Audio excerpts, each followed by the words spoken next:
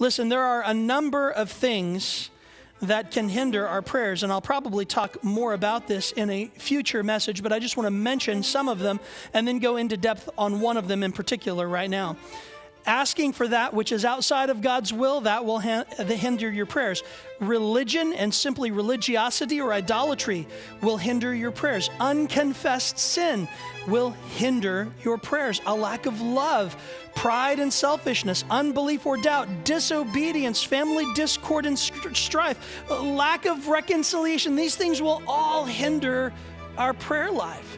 And if you're struggling in your prayer life, you may need to examine yourself to see if you are struggling in any of these areas and need to ask for God's specific help and intervention to address the issues of your own heart.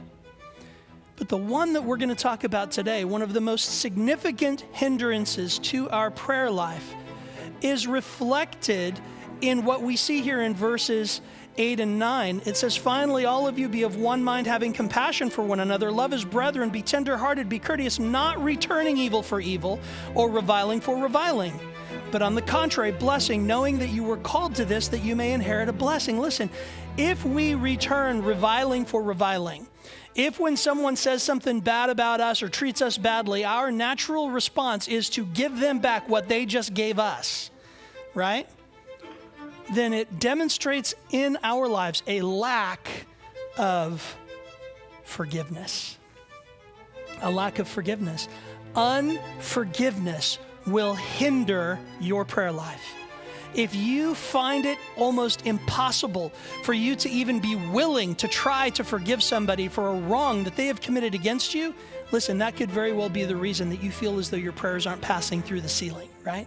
That could very well be the reason that you find it difficult to live at peace with the people around you. That could very well be the reason that your prayers remain unanswered. People say, well, prayers aren't answered for lack of faith.